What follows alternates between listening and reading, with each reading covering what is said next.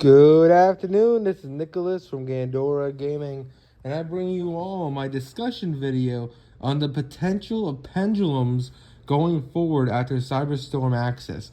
We actually have a shit ton of really powerful low rarity pendulum cards that came out of Cyberstorm access, which I actually do feel like have the potential for greatness.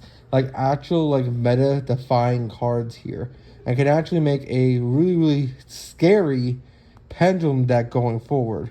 So let's actually discuss these cards and see the potential of the ultimate power of these cards going forward. So first card I want to go over today that comes out in a new set is Harvest, or basically Harvest Angel of Doom. This card is pretty amazing. During the main phase, you can destroy this card, and if you do, add one Black Horn of Heaven from your deck to hand. You can only use each effect of this card once a turn. If this card is normal or pendulum summon, you can add one Horn of Heaven from your deck to hand. So this card basically, in scale, adds you a counter trap, and then when you pendulum summon it, or normal summon it, it adds you a different counter trap. So that's Black Horn of Heaven and Horn of Heaven, which is pretty insane. If you ever read Horn of Heaven cards, which I'll pull up right now, they're pretty insane for their day and age. They're definitely not like in the meta lately, but the fact they're searchable in a pendulum deck is absolutely insane. If you don't know, Horn of Heaven is a counter trap that says when a monster will be summoned, tribute one monster, negate the summon if you do destroy it. That's a pretty insane effect. It just negates a summon. Yes, you do have to tribute a monster, but that isn't a big deal if you're tributing a pendulum, because you'll just pendulum summon it back next turn. The other card, Black Horn of Heaven, is when your opponent wishes to summon exactly one monster, negate this summon if you do destroy it. So not only is this card just 2 counter traps, which is absolutely insane, 2 negate summons that you really can't respond to because they're counter traps, you can play this deck in any pendulum combo variant and just have free 2 negate summons with the bullshit boards pendulums already make. That's absolutely insane. You can literally just play Harvester Angel of Doom, have the a way to get to this guy, because pendulums are all searchable and shit. You can literally search this guy out, put him in the scale, use his effect, get yourself a counter trap, pendulum summon him as a level 4, then get the other counter trap, and then just use him as a level 4 material for either a link play, an XYZ, or a synchro. He's absolutely kind of broken. I'm surprised pendulum decks aren't abusing this card as we speak. This card is not only just gets you 2 counter traps, but he's also an 8 scale. So it's not a low scale, which is absolutely amazing. It's an amazing card. So for the next card we gotta discuss, this card is called Pendulum Moon. This card is also Dirt Sense that came out of this set, and it's absolutely insane as well. So this is a 0 scale, and it is a level 1, level 1 light spellcaster, so very searchable. And it has 2 really amazing effects. Its pendulum effect is, during the main phase, you can add 1 face-up pendulum monster from your extra deck to your hand, then destroy this card. So overall, that's already great. It adds any pendulum you want to summon again from your pendulum scale, from your face-up pendulum to your hand, allowing you to pendulum summon into the main monster zone. So that's already great. And then its other effect, during the main phase, you could add up to 2 face-up pendulum monsters from your extra deck to your hand with levels between the monsters in your scales. Basically, what it does is it allows you just to have continuous monsters in hand to keep pendulum summoning, which is absolutely insane. So the biggest issue with pendulums in Master Rule 5 is that once you do your big pendulum summon and you link them off, or you fusion them off, or whatever, they always go face up to the extra deck. So if your opponent gets rid of your board, you're stuck pendulum summoning 1 or 2 dudes afterwards. So your first pendulum summon's always better than your other pendulum summons.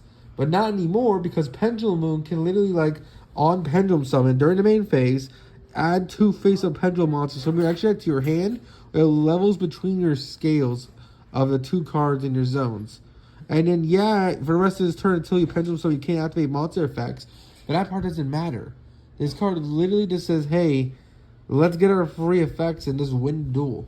Let's get more powerful Pendulum summons. That's absolutely an insane card for Pendulums because it kind of gets around the whole mechanic of once they're in the extra deck or like once they're face up in the extra deck, it's kind of hard to summon multiple at a time. This card just says, nah, just get 2 of them for free, which is pretty insane. Because let's say you have like the new 11 scale guy, 11 and like 0. That means you can get up to 11 levels. That means like 2 4s and and a 3. That's kind of insane. You just get 3 monsters added back to your hand. That's absolutely broken, and I can't wait to see this deck, at least this card in general, be played in future decks. The last card I want to go over for the Pendulums, because there's more than just 3, but I kind of just want to go over the main 3 that I've noticed in Cyberstorm Axis. That guy right here is Militia Knight of the Comet General. Now, this guy, when I first read him, I didn't read him. When I first saw him, I thought it was a Mech Knight. He looks like a Mech Knight as a Pendulum. He's another scale, he's another level 1 light warrior this time, so he's searchable off Rhoda. He's a level 1, and his scale is 11. That is absolutely huge. You have no idea how much Pendulums are handicapped because they're stuck in low levels.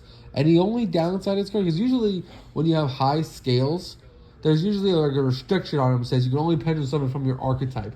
For example, let me think of an archetype that like stops you from doing that. Like I'm trying to figure the archetypes. So there's a couple of archetypes in Yu-Gi-Oh where you can only Pendulum summon those type of monsters because it's that archetype, and you're like locked basically. This card has no locks. All it does is once you Pendulum summon, you place this card on the bottom or top of your deck, which is absolutely insane. So not only is it searchable off Rhoda, it's searchable off like the 20 different ways Pendulums can search, but he's also on an 11 scale, level 1 light, which is amazing. And then, if you draw this card for turn, you can reveal it, and then during the main phase of that turn, conduct another Pendulum summon in addition to your Pendulum summon. So let's just say you draw this guy for turn. You're going second. You draw him for turn. Well, then, bam, you have 2 Pendulum summons now, which is kind of insane. Not to mention, you can use his effect in the scale, Pendulum Summon, put him on the top of the deck, and as long as you have a way to draw cards in your deck, you can draw him, and you reveal him, and then you just gain the effect to then Pendulum Summon again, which is absolutely absurd. So now the deck has even more ways to Pendulum Summon. If you're playing the Pendulum Moon card, you're getting like multiple guys from your face of extra deck back into your hand, so you just keep spamming the board. That's absolutely ridiculous, and I definitely can't wait to see these cards being played in like absolute meta contending terrifying decks. Anyway, that's really all I got. Are you excited for the new Pendulum Uprising? I'm not, but we'll just have to see. Anyway, you all take care. Don't do anything stupid. Bye-bye.